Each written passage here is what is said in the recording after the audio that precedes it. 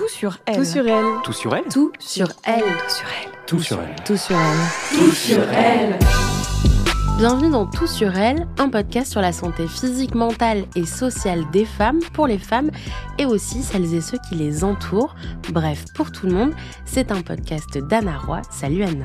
Salut Nina. Anna, je rappelle à ceux qui ne nous ont pas encore écoutés que tu es sage-femme depuis plus de 10 ans. Tu es aussi engagée et l'autrice de très nombreux ouvrages sur la santé des femmes et sur la maternité. Parmi ceux-là, il y en a un qui s'intitule « C'est ma grossesse » aux éditions L'Iconoclaste. C'est un excellent livre à offrir à vos amies qui sont enceintes.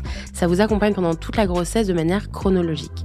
En tant que sage-femme, tu as accompagné plein de femmes pendant leur grossesse. Il y a des grossesses qui sont dites plutôt normales et après il y a des grossesses qui sont dites pathologiques. Nous, la question qu'on se pose aujourd'hui, c'est est-ce que la grossesse c'est une maladie ? Du coup, dans la hiérarchisation de ces grossesses entre normales et pathologiques, j'ai l'impression que la question qu'on se pose, elle est un peu contre-intuitive puisqu'on différencie déjà des grossesses qui seraient pathologiques ou un peu maladives de grossesses qui seraient dites normales. Donc pourquoi aujourd'hui on se demande si la grossesse c'est une maladie ? Parce que c'est une expression qu'on utilise énormément dans le langage courant. On va rabâcher aux oreilles des femmes enceintes dès que c'est possible. Mais enfin, voyons, la grossesse, c'est pas une maladie. C'est vrai, on va le voir, mais alors, qu'est-ce que c'est que la grossesse ? Je pense que la plus habilitée à répondre à cette question, c'est toi, Anna, c'est certainement pas moi. Est-ce que tu peux nous expliquer ce que c'est la grossesse ? T'en as vu plein. Qu'est-ce que c'est en fait ? Alors, j'aimerais que les gens dans la rue, partout, aient la même fascination que j'entretiens à l'égard des grossesses. Et c'est pas pour avoir une vision mythifiée, déifiée de la femme enceinte, pas du tout, mais qu'on prenne la mesure du truc fou qu'accomplit une femme quand elle est enceinte. Parce que comme, soi-disant, c'est passif, donc elle est enceinte, quoi. Je veux dire, non, mais en fait, c'est dingue ce qui se passe. C'est-à-dire qu'il y a un être avec sa propre personnalité, un être comme nous sommes nous, qui grandit dans le corps de quelqu'un d'autre. Enfin, il y a quelque chose de fascinant. Et moi, je dis aux gens, mais regardez une femme enceinte dans le bus, regardez une femme enceinte dans le métro, et prenez la mesure de ce qui se passe en elle. C'est-à-dire, même une femme enceinte qui est allongée sur son canapé à bouffer des chips, elle est fascinante puisqu'elle est en train de construire quelqu'un. En son sein même, quelqu'un se grandit, se développe. Enfin, fait pipi, avale, tête son pouce, etc. Il y a vraiment quelqu'un d'autre dans quelqu'un. Donc moi, je suis absolument fascinée et émerveillée par les femmes enceintes. Et alors, à l'accouchement, on le voit, puisque les femmes enceintes se dédoublent. Donc c'est vraiment très, très grandiose, la grossesse. C'est fascinant, les femmes enceintes, c'est incroyable. C'est pas une raison pour les toucher. Ah non. C'est pas une raison pour dire « Oh, waouh, incroyable !» Ah Et non. si je te touchais le ventre ? Juste, je fais ce mini rappel que Alors, je pense nos auditrices connaissent déjà, éviter. Non, mais ça, on fait jamais ça. On touche pas le corps de quelqu'un d'autre sans lui demander la permission. C'est absolument scandaleux de faire ça. On fait pas ça, quoi. Par contre, on peut laisser sa place dans la queue du supermarché. Par contre, on peut laisser sa place dans le bus et puis dans le métro. Par contre, on peut, etc., etc. Effectivement, la fabrication de quelqu'un prend, on va le voir, beaucoup d'énergie. Et donc, les femmes enceintes ont le droit à un certain nombre d'égards. Mais du coup, Anna, j'ai compris, t'es fascinée. Et je le suis tout autant que toi. C'est absolument incroyable que quelqu'un grandisse dans le ventre d'une autre personne. Ça, on est d'accord. Mais sur cette idée que la grossesse serait ou non une maladie, qu'est-ce que toi, tu en dis ? C'est-à-dire que, est-ce que la grossesse, c'est une maladie ? Est-ce que ça peut être une maladie ? Ou est-ce que c'est un état qui devrait être à part et qu'on traite à part ? C'est sûr que la grossesse, en soi, n'est pas une maladie. Mais c'est pas parce que ce n'est pas une maladie que ce n'est rien. Ça, c'est vraiment très important parce que les gens qui disent aux femmes enceintes « Ah, c'est pas une maladie », c'est une façon de leur dire « Tais-toi avec tes problèmes de femme enceinte, ça ne m'intéresse pas ce que tu racontes ». Donc, on ne dit jamais ça à quelqu'un quand on est ami, soignant ou peu importe.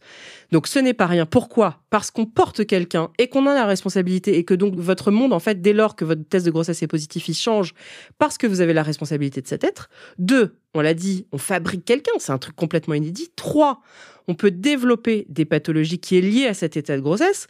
Et ce risque, on le sait, il est hyper élevé. Combien de femmes ont des diabètes, des prééclampsies, des problèmes d'hypertension, des infections urinaires, des cholestases, et j'en passe. Donc ça favorise les problèmes de santé. Et en plus, même sans parler de problèmes de maladie et d'histoire de santé, de toute façon, pour fabriquer cet être humain-là, en fait, il y a une espèce de machinerie complètement dingue qui se met en place dans le corps. C'est-à-dire que tout le corps va être mis en ordre de marche pour la construction de ce nouvel individu. Et ça prend énormément d'énergie physique. Et ça prend énormément d'énergie psychique. Donc, de toute façon, même si ce n'est pas une maladie, ce n'est pas rien. Mais en même temps, quand je dis ça, je veux pas dire aux femmes enceintes que de rien faire, hein, et qu'elles sont fragiles, et que non, une femme enceinte, ça peut faire tout ce qu'elle veut si elle le souhaite. Mais une femme enceinte qui voudrait rester sur son canapé, elle en a le droit, quoi. C'est ça que je lui dis surtout. Est-ce qu'on peut revenir juste sur toutes les pathologies associées à la grossesse ? On en fera des épisodes pour chacun ou presque, mais quand même, il y a plein de termes qui sont très médicaux et qu'on comprend pas forcément, comme hyperémèse ou prééclampsie, etc.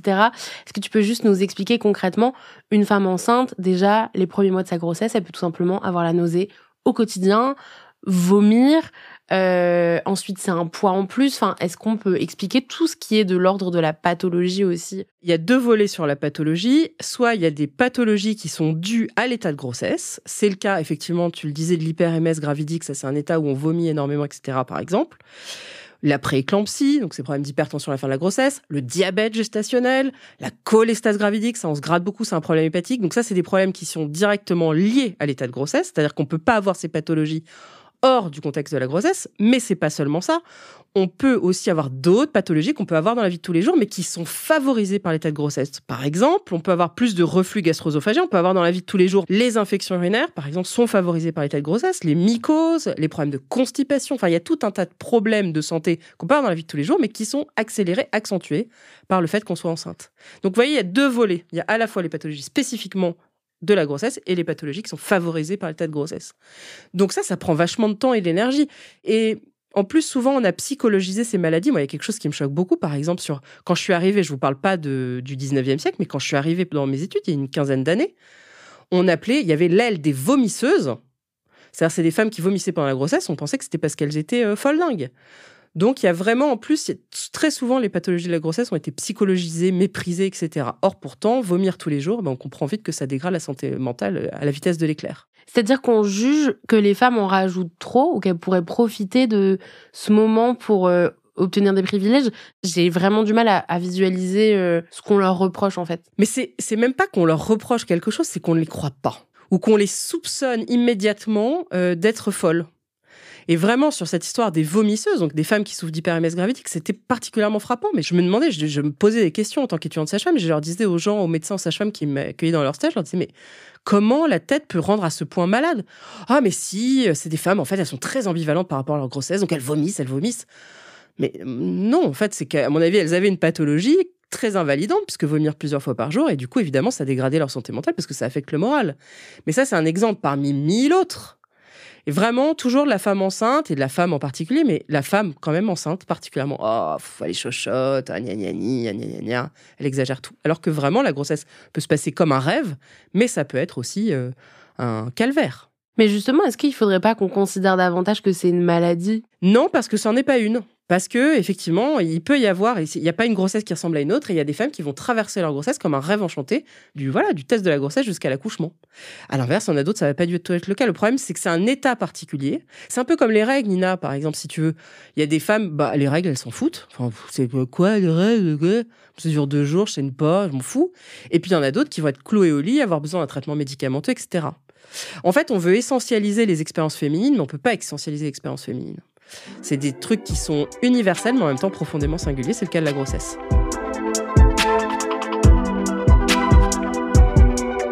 Anna, donc selon toi, la grossesse, ce n'est pas une maladie, comme le disent trop souvent plein de gens. En revanche, ce qu'on peut essayer de voir ensemble, c'est qu'est-ce que ça implique dans le corps d'une femme, cette grossesse, qu'est-ce que ça change, à quels endroits ça va transformer le corps. Encore une fois, sans pathologiser forcément ça, mais juste en disant, regardez bien tout ce que ça a comme conséquence. La première modification, la première conséquence auquel je pense et celle qu'on voit le plus, c'est le ventre. Le ventre grossit à mesure de la grossesse. Qu'est-ce qui se passe à l'intérieur de ce ventre ? Je vais essayer d'être rapide parce que là, vraiment, c'est un sujet qui me plaît tellement que je peux en parler 5 jours. Mais ce qui est sûr, déjà dans le ventre, on construit, il faut bien construire. Donc, il y a un être humain qui se construit, il a une poche des os, il y a un utérus qui grossit, il y a un cordon, il y a 10 milliards de choses. Donc, un ventre avec tout ce qu'il contient. Donc, déjà, c'est assez fou. Voilà, déjà, ça pour commencer. Ensuite, il y a quoi d'autre qui est concerné par la grossesse ? Donc, le ventre grandit, la peau s'étire. La peau s'étire, il y a énormément de modifications de la peau, sous l'effet de l'imprégnation hormonale, en fait, on peut avoir tout un tas de modifications pigmentaires. Donc, on peut avoir les aréoles, les mamelons, autour de la vulve, autour de l'anus qui brunissent et qui peuvent brunir jusqu'à la fin de votre vie, quoi. Enfin, c'est des modifications, voilà. On peut avoir une ligne brune. Je sais pas si vous avez vu, mais il y a des femmes enceintes qui ont une espèce de ligne brune au milieu du ventre. En plus de toutes ces modifications de pigmentaires, vous pouvez avoir des vergetures, vous pouvez avoir des angiomes, vous pouvez avoir de l'acné, vous pouvez avoir des varicosités, des varices.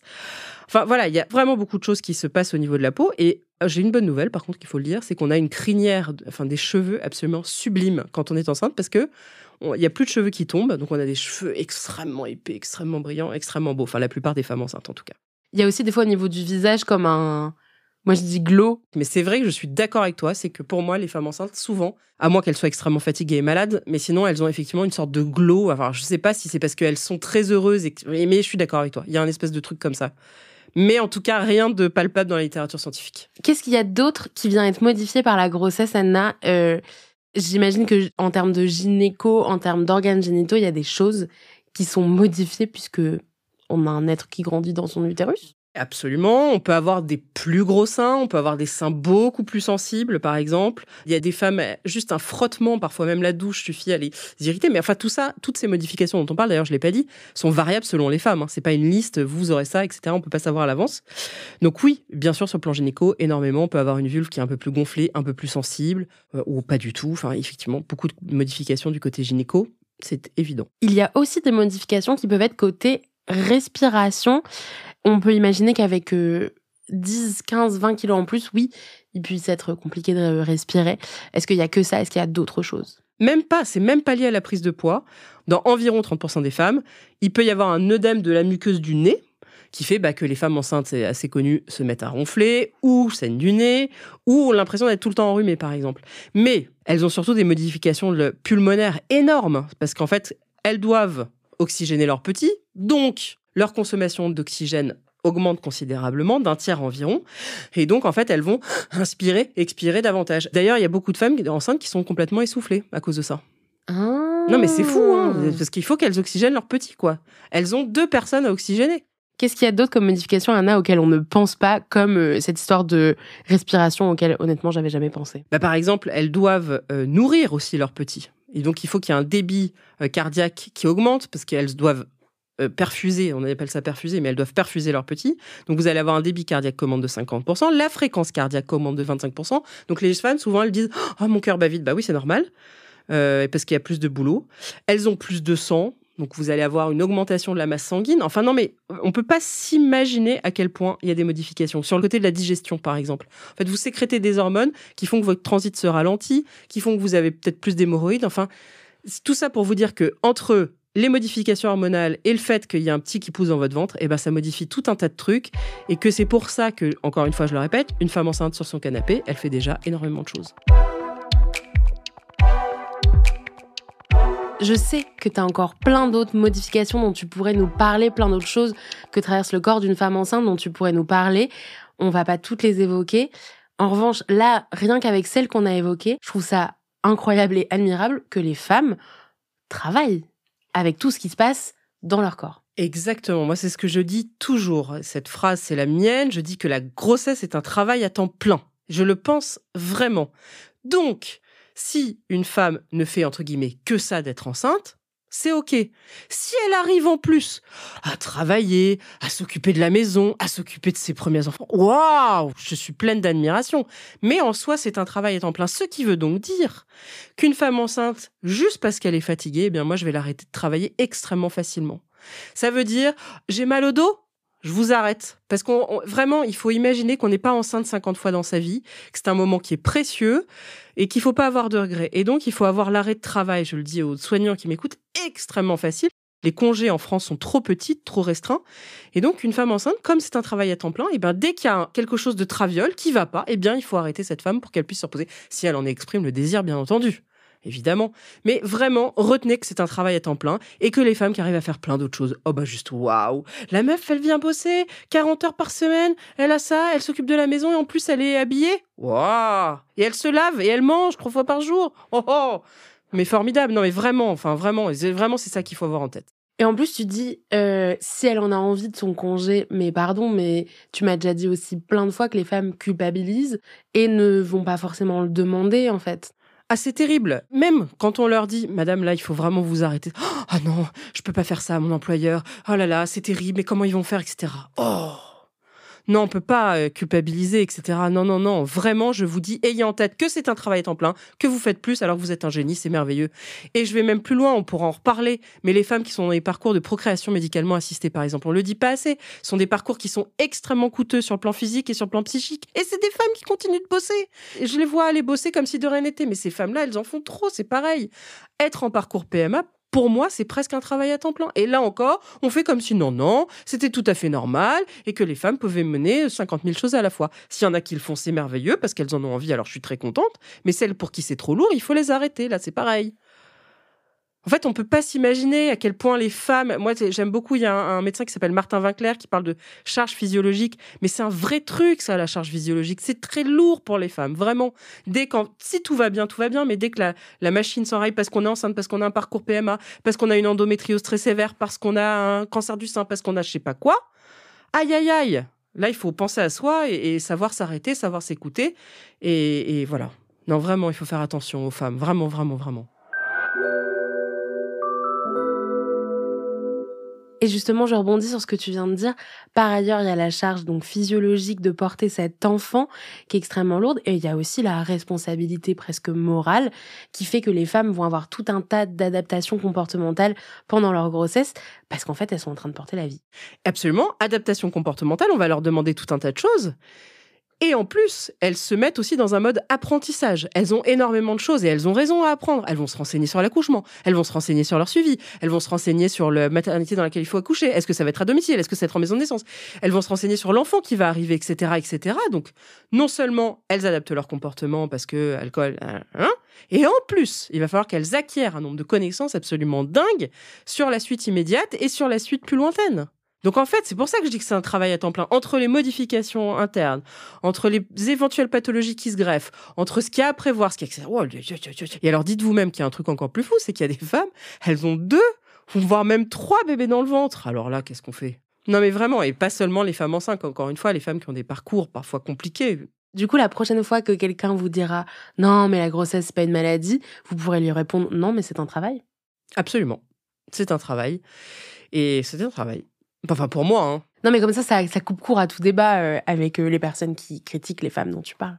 Ah oui, non. Et pareil pour les autres, hein, on l'a dit, parcours PMA, etc., etc., etc. Double job. Ouais. Tu viens de l'évoquer rapidement, mais oui, il faut adapter son comportement. Donc, tu disais alcool. Qu'est-ce qu'il y a d'autre? Qu'est-ce qu'il faut faire? Il faut éviter, évidemment, de boire, de fumer. C'est pas si simple. Mais oui, c'est complètement dingue. On n'en a pas parlé, mais il y a aussi des modifications cérébrales.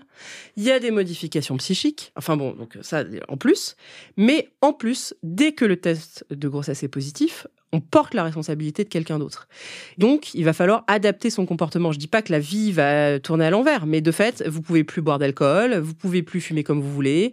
Il faut quand même faire attention à ce que vous mangez, etc. Il y a tout un tas de choses qui vont vous responsabiliser immédiatement, qui vous font basculer dans un autre monde. Avoir la responsabilité pleine et entière de quelqu'un, c'est extrêmement... Enfin, quand on l'a pas vécu, on peut pas imaginer, mais c'est vraiment quelque chose de particulier. Et souvent, on trouve que les femmes enceintes, elles sont chiantes.